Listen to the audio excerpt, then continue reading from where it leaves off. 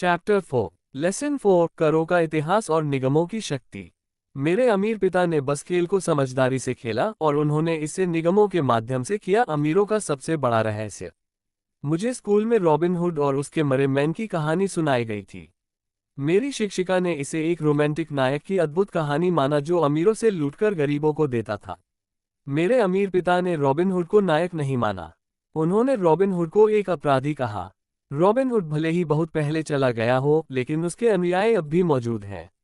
मैं अक्सर लोगों को कहते हुए सुनता हूँ, अमीर इसके लिए क्यों नहीं भुगतान करते, या अमीरों को अधिक कर देना चाहिए और गरीबों को देना चाहिए। ये रॉबिन हुड का फैंटेसी, या अमीरों से लेकर गरीबों को देना, जिसने गरीबों और मध्यम वर्ग के लिए सबसे अधिक दर्द पैदा किया है। कारण यह है कि मध्यम वर्ग पर भारी कर लगाए जाते हैं। वास्तविकता यह है कि अमीरों पर कर नहीं लगाए जाते। यह मध्यम वर्ग है, विशेष रूप से शिक्षित उच्च आय वर्ग, जो गरीबों के लिए भुगतान करता है। फिर से पूरी तरह से समझने के लिए कि चीजें कैसे होती हैं, हमें करों के इतिहास को देखना होगा। यद्यपि मेरे उच्च शिक्षित पिता शिक्षा के इतिहास के विशेषज्ञ थे, मेरे अमीर पिता खुद को करों के इतिहास के विशेषज्ञ मानते थे। अमीर पिता ने माइक और मुझे समझाया कि मूल रूप से इंग्लैंड और अमेरिका में कोई कर नहीं थे। कभी कभी युद्धों के लिए भुगतान करने के लिए अस्थायी कर लगाए जाते थे। राजा या राष्ट्रपति शब्द फैलाते थे और सभी से सहयोग करने के लिए कहते थे। नेपोलियन के खिलाफ लड़ाई के लिए 1799 से 1816 तक ब्रिटेन में कर लगाए गए थे, और अमेरिका में 1861 से 1865 तक गृह युद्ध के लिए कर लगाए गए थे। 1874 में इंग्लैंड ने अपने नागरिकों पर आयकर स्थायी रूप से लगा दिया। 1913 में संयुक्त राज्य अमेरिका में 16वें संशोधन को अपनाने के साथ आयकर स्थायी हो गया। एक समय था जब अमेरिकी कर विरोधी थे। ये चाय पर कर ही था जिसने बोस्टन हार्बर में प्रसिद्ध चाय पार्टी को जन्म दिया, एक घटना जिसने क्रांतिकारी युद्ध को प्रज्वलित करने में मदद की। इंग्लैंड और संयुक्त राज्य अमेरिका दोनों में नियमित आयकर का विचार बेचने में लगभग 50 साल लगे। इन ऐतिहासिक तिथियों में जो प्रकट नहीं होता वह ये है कि ये कर शुरुआत में केवल अमीरों पर लगाए गए थे। ये वह बिंदु था जिसे अमीर पिता माइक और मुझे समझाना चाहते थे। उन्होंने समझाया कि करों का विचार लोकप्रिय बनाया गया था, और गरीबों और मध्यम वर्ग को ये बताया गया था कि कर केवल अमीरों को दंडित करने के लिए बनाए गए हैं। इस तरह जनता ने इस कानून के लिए मतदान किया और यह संवैधानिक रूप से कानूनी बन गया। यद्यपि इसका उद्देश्य अमीरों को दंडित करना था, वास्तव में इसने उन लोगों को दंडित किया जिन्होंने इसके लिए मतदान किया, अर्थात गरीब और मध्यम वर्ग। एक बार जब सरकार को पैसे का स्वाद मिल गया तो उसकी भूख बढ़ गई, अमीर पिता ने कहा। आपके पिता और मैं बिल्कुल विपरीत हैं। वह एक सरकारी नौकरशाह हैं और मैं एक पूंजीपति हूँ। हमें भुगतान मिलता है और हमारी सफलता विपरीत व्यवहारों पर मापी जाती है।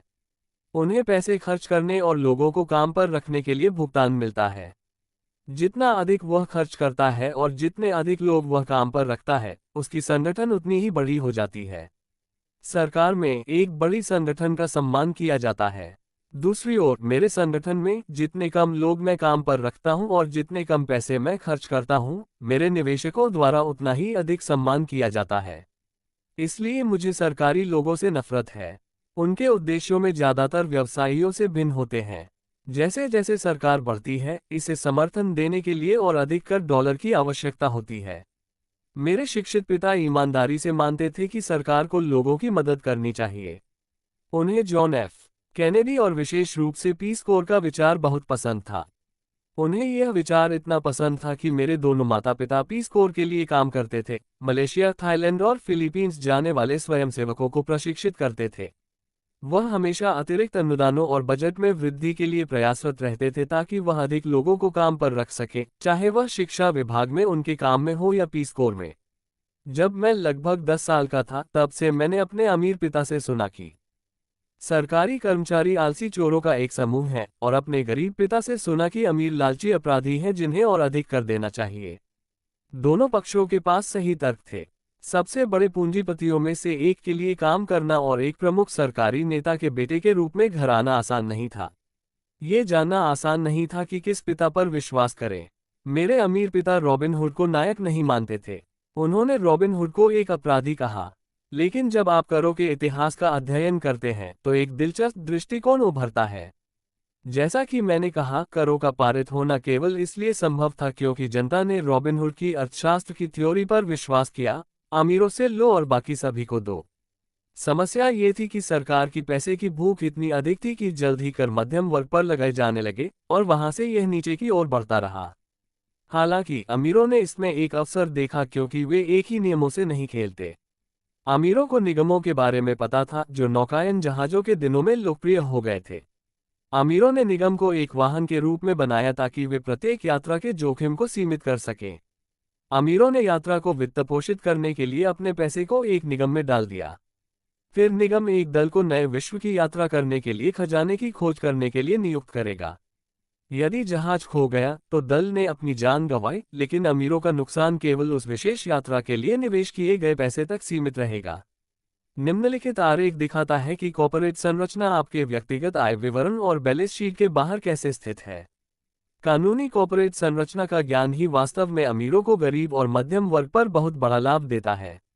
जब मुझे दो पिताओं से शिक्षा मिल रही थी, एक समाजवादी और दूसरा पूंजीवादी, तो मैंने जल्दी ही महसूस किया कि पूंजीवादी की विचारधारा मेरे लिए अधिक वित्तीय समझ रखती थी। मुझे ऐसा लगा कि समाजवादी अपनी वित्तीय शिक्षा की कमी के कारण अंततः खुद को दंडित कर रहे थे। अमीरों से लो और बाकी सबको दो की भीड़ जो भी उपाय लेकर आती थी, अमीर हमेशा उन्हें मात दे देते थे। यही कारण है कि करों को अंततः मध्यम वर्ग पर लगाया गया। अमीरों ने बुद्धिजीवियों को मात दी सिर्फ इसलिए क्योंकि वे पैसे की शक्ति को समझते थे, एक विषय जो स्कूलों में नहीं पढ़ाया जाता है। अमीरों ने बुद्धिजीवियों को कैसे मात दी? एक बार अमीरों से कर पारित हो गया तो नकदी सरकारी खजाने में बहने लगी। शुरू में लोग खुश थे। सरकारी कर्मचारियों और अमीरों को पैसे दिए गए। ये सरकारी कर्मचारियों को नौकरियों और पेंशन के रूप में मिला और अमीरों को उनके कारखानों को सरकारी अनुबंध मिलने के माध्यम से मिला। सरकार को बड़ी धनराशि मिली, लेकिन समस्या उस पैसे के वित्तीय प्रबंधन की थी। सरकारी आदर्श है कि अधिक पैसा नहीं होना चाहिए। यदि आप अपने आवंटित धन को खर्च करने में असफल होते हैं तो आप इसे अगले बजट में खोने का जोखिम उठाते हैं। निश्चित रूप से आपको कुशल होने के लिए मान्यता नहीं मिलेगी। दूसरी ओर व्यावसायिक लोग अतिरिक्त पैसे रखने के लिए पुरस्कृत होते हैं और उनकी कुशलता के लिए प्रशंसा की जाती है।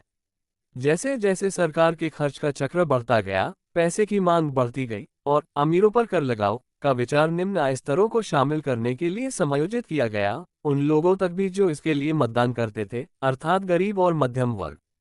सच्चे पूंजीपतियों ने अपनी वित्तीय जानकारी का उपयोग करके बस एक बचाव का रास्ता खोज लिया। वे कॉर्पोरेशन की सुरक्षा में वापस चले गए। लेकिन जो लोग कभी कॉर्पोरेशन नहीं बनाते, वे नहीं जानते कि एक कॉर्पोरेशन वास्तव में कोई चीज नहीं है। एक कॉर्पोरेशन केवल कुछ कानूनी दस्तावेजों के साथ एक फाइल फोल्डर है जो किसी वकील के कार्यालय में बैठा होता है और राज्य सरकार की एक एजेंसी के साथ पंजीकृत होता है।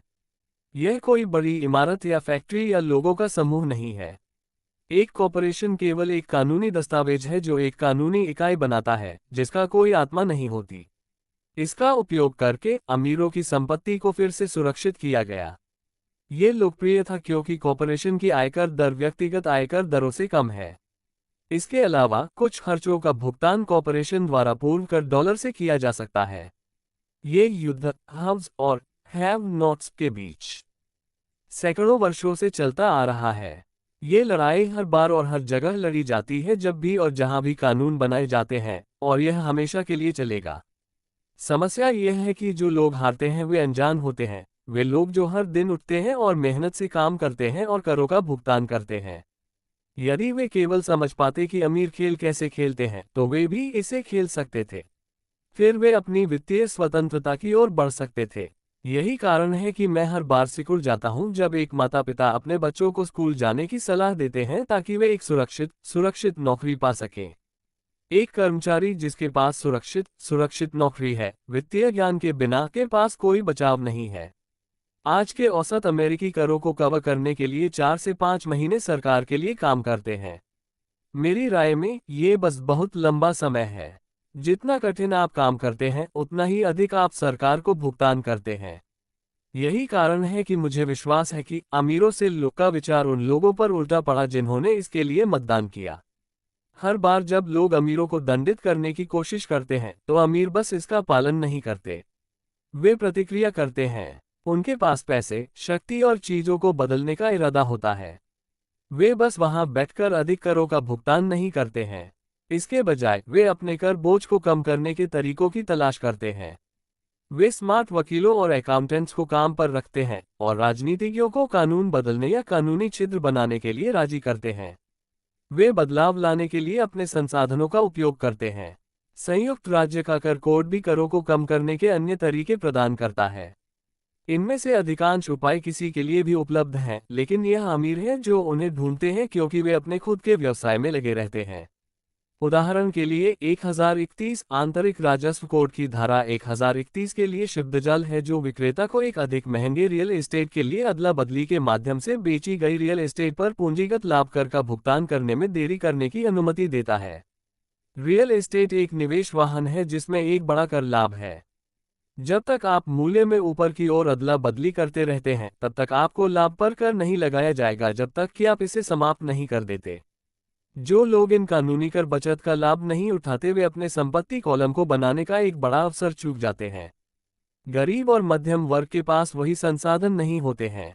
वे वहां बैठते हैं और सरकार की सुइयों को अपने हाथों में घुसने देते हैं और रक्तदान की शुरुआत करते हैं।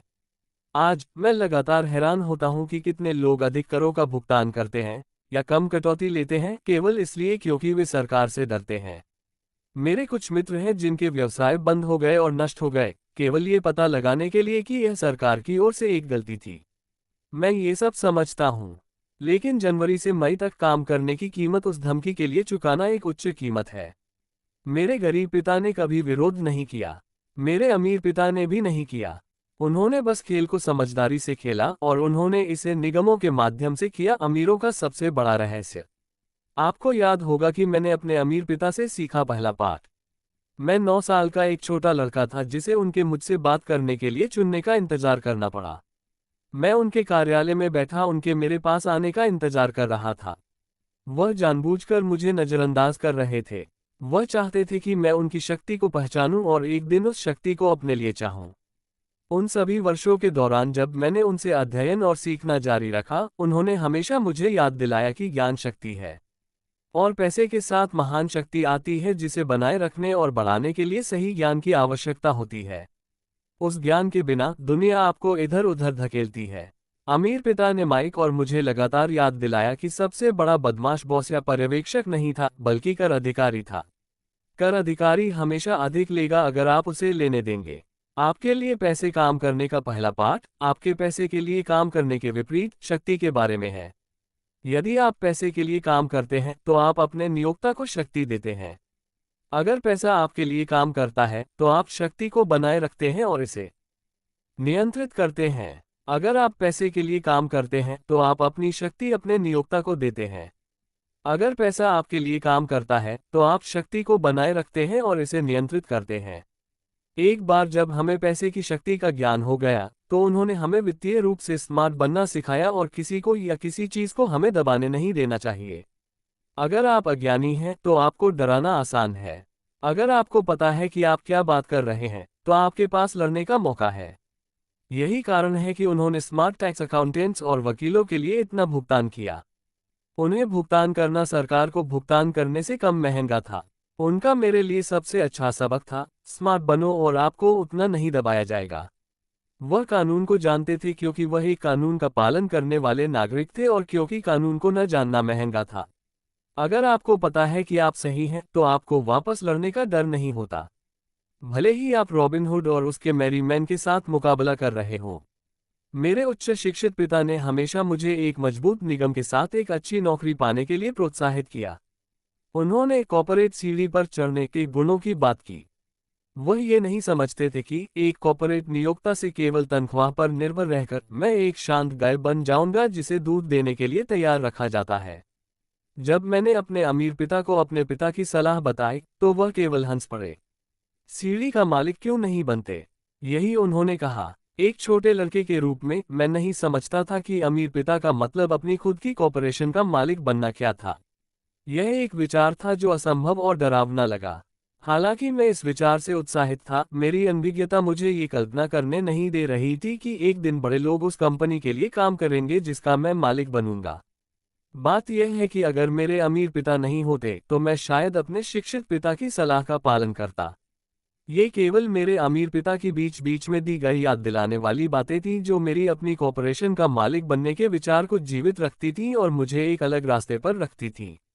जब तक मैं 15 या 16 का था, मुझे पता था कि मैं अपने शिक्षित पिता द्वारा सुझाए गए रास्ते पर नहीं चलने वाला था। मुझे नहीं पता था कि मैं इसे कैसे करूंगा, लेकिन मैं ये तय कर चुका था कि मैं अपने अधिकांश सहपाठियों के जा रहे दिशा में नहीं जाऊंगा। उस निर्णय ने मेरी जिंदगी बदल दी। अगर आप पैसे के लिए काम करते हैं तो आप अपनी शक्ति अपने नियोक्ता को देते हैं। अगर पैसा आपके लिए काम करता है तो आप शक्ति को बनाए रखते हैं और इसे नियंत्रित करते हैं। मुझे ये बात अपने मध्य 20वां दशकों में समझ में आई जब मैंने अपने अमीर पिता की सलाह पर ध्यान देना शुरू किया। मैरीन कॉर्प्स से बाहर निकलने और जेरोक्स में काम करने के दौरान मैं बहुत पैसा कमा रहा था, लेकिन हर बार जब मैंने अपनी तनख्वाह देखी तो निराश हो जाता। कटौतियां बहुत बड़ी थीं और जितना अधिक मैंने काम किया उतनी ही बड़ी हो गई। जब मैं अधिक सफल हुआ तो मेरे बॉस प्रमोशन और वेतन वृद्धि की बात करते थे। ये बहुत अच्छा लगता था, लेकिन मैं अपने अमीर पिता को पूछते हुए सुन सकता था, आप किसके लिए काम कर रहे हैं? आप किसे अमीर बना रहे हैं?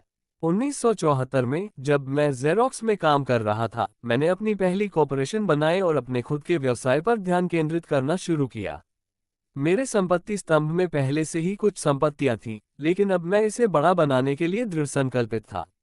उन तनख्वाहों के साथ जिसमें इतनी सारी कटौतियां थीं, ने मेरे अमीर पिता की सलाह के सभी वर्षों को पूर्ण रूप से समझा दिया। मुझे भविष्य दिखाई दे रहा था अगर मैं अपने शिक्षित पिता की सलाह का पालन करता। कई नियोक्ताओं को लगता है कि अपने कर्मचारियों को अपने व्यवसाय पर ध्यान केंद्रित करने की सलाह देना उनके व्यवसाय के लिए बुरा है। लेकिन मेरे लिए अपने व्यवसाय पर ध्यान केंद्रित करना और संपत्तियां विकसित करना मुझे एक बेहतर कर्मचारी बनाता था, क्योंकि अब मेरे पास एक उद्देश्य था। मैं जल्दी आता और मेहनत से काम करता, जितना संभव हो उतना पैसा इकट्ठा करता ताकि मैं इसे रियल एस्टेट में निवेश कर सकूं। हवाई बस उभरने ही वाला था और वहां भाग्य कमाया जा सकता था। जितना अधिक मुझे एहसास हुआ कि हम उभरने के शुरुआती चरणों में थे, उतनी ही अधिक जेरोक्स मशीनें मैंने बेची। जितना अधिक मैंने बेचा उतना ही अधिक पैसा मैंने कमाया और निश्चित रूप से उतनी ही अधिक कटौतियां मेरी तनख्वाह से आईं। ये प्रेरणादायक था। मैं कर्मचारी जाल से बाहर निकलना चाहता था, इसलिए मैंने और भी मेहनत की ताकि मैं अधिक निवेश कर सकूं।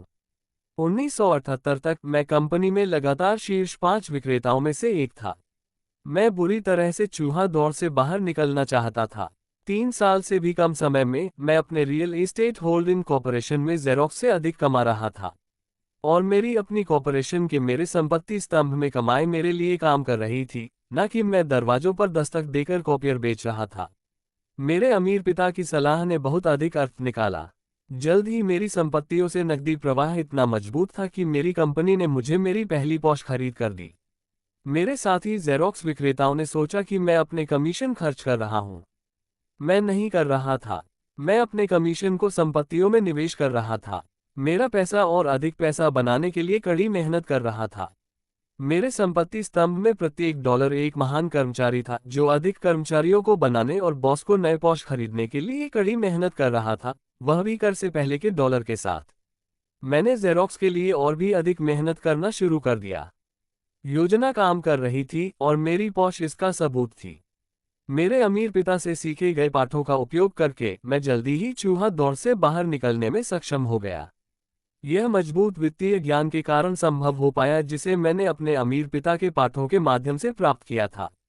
इस वित्तीय ज्ञान के बिना, जिसे मैं वित्तीय बुद्धिमत्ता या वित्तीय आईक्यू कहता हूं, मेरी वित्तीय स्वतंत्रता की राह बहुत अधिक कठिन होती। अब मैं दूसरों को सिखाता हूं ताकि मैं अपना ज्ञान उनके साथ साझा कर सकूं। मैं लोगों को याद दिलाता हूं कि वित्तीय आईक्यू 4 व्यापक क्षेत्रों की विशेषज्ञता से बने ज्ञान का सम्मिलन है। 1. तारांकन लेखांकन। तारांकन लेखांकन वित्तीय साक्षरता है या संख्याओं को पढ़ने की क्षमता है। यह एक महत्वपूर्ण कौशल है यदि आप एक साम्राज्य बनाना चाहते हैं। 2. तारांकन निवेश। तारांकन निवेश पैसे से पैसा बनाने का विज्ञान है। इसमें रणनीतियां और सूत्र शामिल हैं जो रचनात्मक दाएं दिमाग की ओर से आते हैं। 3. तारांकन बाजारों को समझना। तारांकन बाजारों को समझना मांग और आपूर्ति का विज्ञान है। 4. तारांकन कानून। तारांकन कानून का ज्ञान, विशेष रूप से कर लाभ और संरक्षण, एक निगम के माध्यम से तेजी से विकास में योगदान कर सकता है। इस पुस्तक का उद्देश्य निगम के स्वामित्व की विशिष्टताओं में जाना नहीं है, लेकिन अगर आपके पास कोई वैध संपत्तियां हैं तो मैं जितनी जल्दी हो सके निगम के लाभ और संरक्षण के बारे में और अधिक जानने पर विचार करूंगा। इन 4 तकनीकी कौशलों का सम्मिलन, जिसे मैं बुनियादी वित्तीय बुद्धिमत्ता कहता हूं, आपके वित्तीय आईक्यू को बहुत बढ़ा सकता है। सारांश में, आपकी समग्र वित्तीय रणनीति के हिस्से के रूप में मैं अनुशंसा करता हूं कि आप व्यवसायों और संपत्तियों के लिए कानूनी संस्थाओं द्वारा प्रदान किए गए संरक्षण के बारे में सीखें।